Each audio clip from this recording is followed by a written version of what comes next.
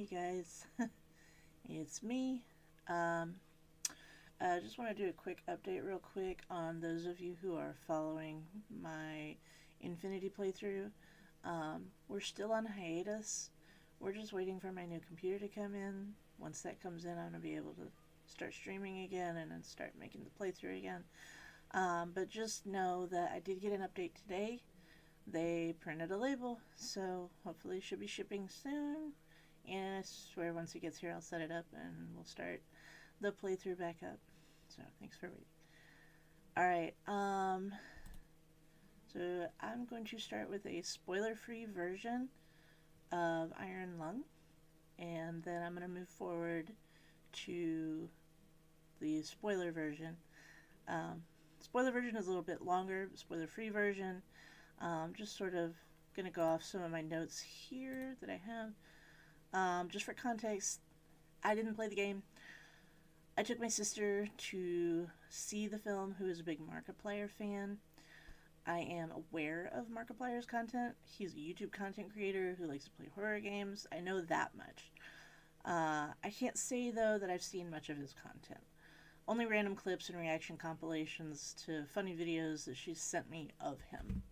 Um, Essentially, uh, I don't know much about the guy, so I can't say that I knew much going in. So if that's the kind of review you're looking for, that's what I'm going to give you. Somebody who's not a Markiplier fan and somebody who didn't play this game.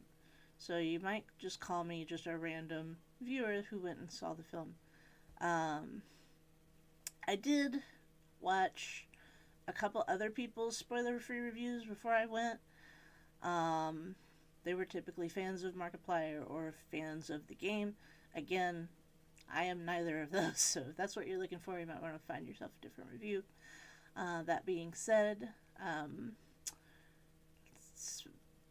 guess you could say I wanted to do a review just because I am a gamer and I am someone who likes to watch movies, and I've never really done a movie review before, and I thought reviewing this particular movie might be good for me, given that it was made by a YouTuber, which really piqued my curiosity. Um, I'm kind of wanting to see what he did, essentially. So, just to give us an idea of what the future holds for content creators, if it's not going to end with YouTube or Twitch or some other platform. Now we're suddenly hitting the movie theaters, so I think that's kind of a big deal, and that's why I kind of wanted to have a little say in it. For starters, the movie is very long.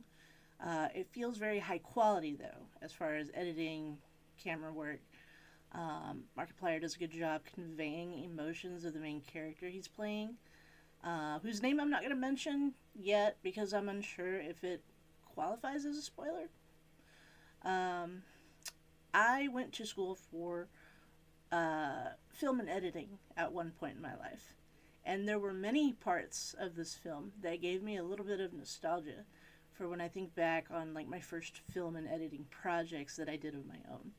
I could see the optimization that they were going for, and overall, I really felt like the movie was a slam dunk as far as editing, acting, and camera work goes. Seriously, they did a great job. Much of the movie is shot in isolation, so Markiplier's character is solely responsible for driving the film and pushing the plot forward. Personally, I feel like there were some parts that could have pushed Markiplier a little better to act better. That can really be a struggle when both the main actor of the film and the director are the same person. For those film students out there, take note of that. Learn from this if you're working on a film project. Directors don't just sit in a chair pointing and making requests. They drive the team to ensure everybody's meeting the demand. And when you choose to both act and direct in your own film, you're sort of robbing yourself by allowing another person to sort of look at your work and be like, hey, you know what? I think that shot would look better if you tried this, or I think that might be better if you did that. Let's try it out. Let's do another take. So I feel like there wasn't. I personally feel like there wasn't enough of that. Directors can help bring more direction to what you're looking for and trying to achieve.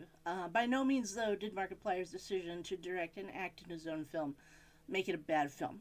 This was overall a good film and definitely worth watching and worth buying the tickets. Honestly, the whole cinema experience helps make the work shine, especially if you are a fan of horror movies and games. Uh, Now for the negatives. My personal main issue with the movie is that I cannot hear what people were saying half of the time. Those of you who are my viewers understand and know I am hearing impaired with hearing aids in both of my ears. And it was really frustrating the parts in which the voices are. There's clearly some voices like coming over these intercoms and radio, but I can't make out what they're saying. There's some parts that I felt like his character was mumbling. He was like, mumbling to himself, and I really had to focus on his lips to catch what he was mumbling about. One could argue, though, that maybe being isolated in a submarine would make a person not really care about enunciating loudly to themselves. But at the same time, if you are going to make a movie for a live audience, you want to make sure the audience can comprehend what you're saying. So, this is a movie element to horror films in which the unknown is very scary. So I feel that the hearing difficulty was definitely a solidified decision by the team and not a mistake. My only regret going in is that I wish I had booked tickets maybe to a theater who was doing closed captions, like maybe a closed caption version of the movie. Unfortunately, showings like that are typically very early in the morning, and those who know me know I do not do mornings. So, but yeah. Moving on, the movie starts out slow. It has some good development in the middle, and then it goes out with a bang, really. My last bit of criticism here that I'm going to repeat once more. I didn't play this game, but I am a gamer. One particular gaming element I'd like to address is building the player's investment in the game. When you are playing yourself in your own survival horror game, you tend to care a lot about what is going to happen to you. So it's easier to care about the character you're playing as. You have that connection, that link, that drive, that sort of like that little touch of hope that gives you a bit more control to ensure that your character survives. So I really hate to say this, and I might get some angry comments about this, but personally, I feel like the film lacks in driving care and concern for the main character. I'd like to go in depth about this, but I can't do that without driving into spoilers. Alright, warning. I'm switching over to my spoiler sign. Spoilers ahead. Stop watching this right now if you haven't seen the film.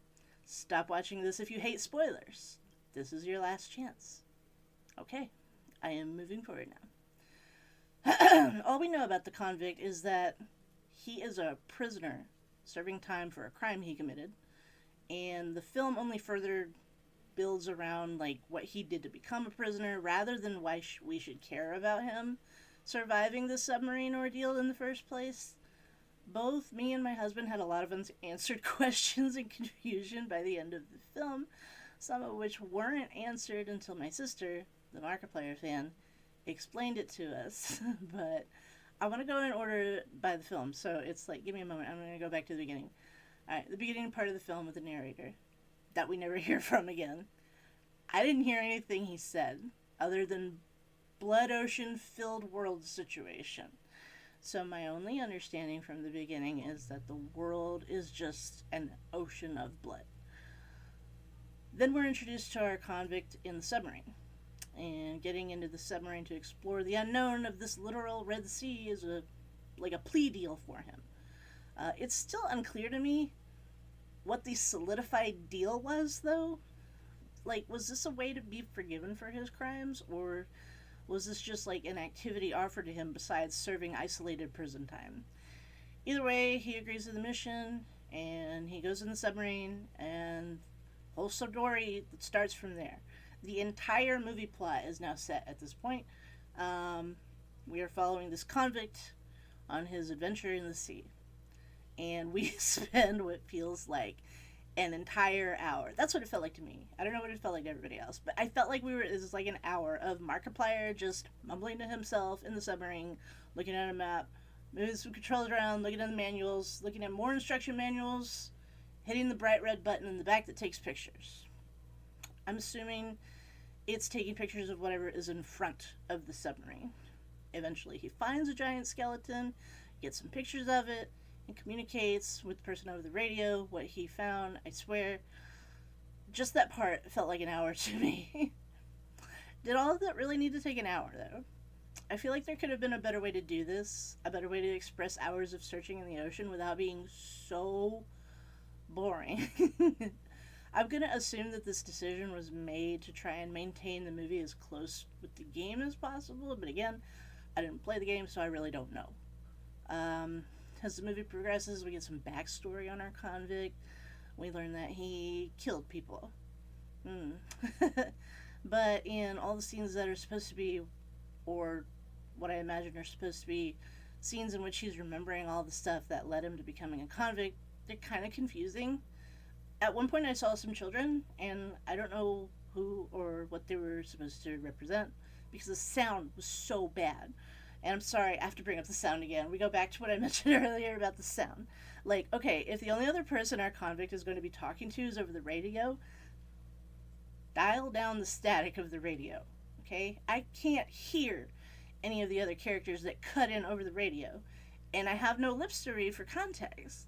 It was actually pissing me off while watching the film that I couldn't hear them. Then at one point, there's some new person speaking over the radio, and she's like so quiet. I cannot hear her. I cannot understand what she's saying. And only through context clues that Markiplier is doing was I able to gather that he's made the decision to go to her. But then he realizes that the radio isn't even plugged in. Who was she? I don't know. We never hear from her again. I'm completely... That wasn't explained to me again until after my sister explained it to me, who is a Markiplier fan and played the game. Oh yeah, he brings up the skeleton photos to the team, and then it's like they put him back in. Like, okay, first of all, he never gets out of the submarine, so they literally pull him up, get the skeleton photos, and then just send him right back down. But when he gets back down there, the skeleton's gone, and then we get our first real horror element. Did it really take 40 minutes to an hour to get to that point? I'm sorry. I don't... I'm, again, not trying to be rude here. I just thought, like... It feels like 40 minutes to an hour in the film, I finally get, like, scared. It took me 40 minutes to get actually scared. This horror movie that I'm watching. But anyway, while he's down there, he's taking more photos to, like, look around, and then we get a photo of, like, I forgot how they did it exactly, but we get a photo of, like, the skeleton, and the skeleton's not there, and then something changed, but, like, that is where the real eldritch horror situation of the film begins to build, is through him taking photos, and then, you know, his reaction to these photos, and then his investigation of taking further pictures and whatnot. At one point I was, like, hiding behind my sleeves because there was an actual, like, horrifying monster picture that came up in one of the pictures that he took. That was the first time that, like, I actually got, anyway. Eventually he's, like, stuck down there. He gets disconnected from the surface team. He's really on his own, and that really adds more to the horror situation for him. And for us, the audience. Eventually he uses his smarts, he maps out the place he's stuck in, he finds a way out, only for the team lead to come back over the radio and inform him. I did hear this part, that basically she's surprised he's still alive, and then there's, like, a realization that's explained to him that the plea deal he took was false all along. They totally put him on that submarine with no intention of releasing him in the first place. And you can sort of feel, like, the despair hit. And he's really good at conveying that despair.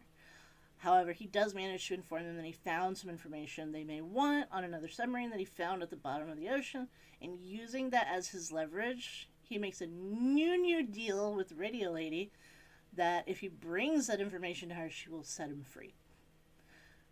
But he's on a time limit, and he has very little oxygen left, which sounds like a gaming element to me. Like, I think that probably happens in the game.